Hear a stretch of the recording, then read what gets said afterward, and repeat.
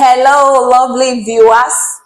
Today we are going to treat a very important topic: common mistakes, the major mistakes that most students make in physics calculations.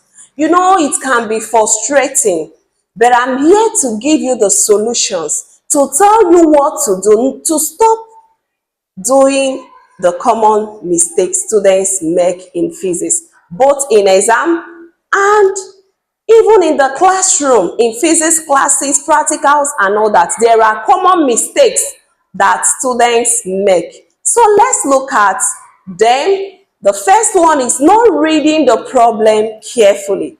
Some students are always rushing, so they rush and don't pay attention to the question. Please don't rush, not reading the problem carefully. When it comes to signs, some students misinterpret the signs. Signs are for direction.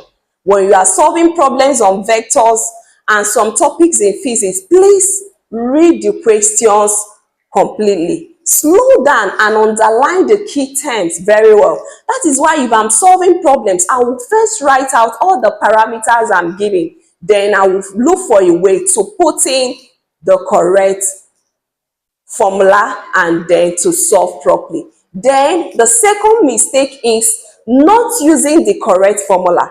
Some students forget the formula, some don't even know the formula. You can't go in for physics exam without knowing the basic formulas in physics. Please watch that video on 60 formulas you must know. Please go through them. Formulas are very important. Students make mistake in units, ignoring units. This one is the third one, ignoring units. Units are very important in physics. Please do not ignore units in physics. Then the fourth mistake is not checking your work. What if you're very intelligent but you made mistake, and in the process of rushing, not checking your work, you submit the wrong? Even as a teacher, I make mistake. In fact, there is one of my videos I made a mistake during the practicals. We all make mistake, but when you go through your work, when you cross-check, when you spend time and check your work after you have solved them, you'll be able to minimize or completely avoid mistakes. Then the number 5 is plugging in values too early. When you want to solve, write the formula. When you write the formula, you make the unknown the subject of the formula. Then substitute your values. Don't rush to plug in values.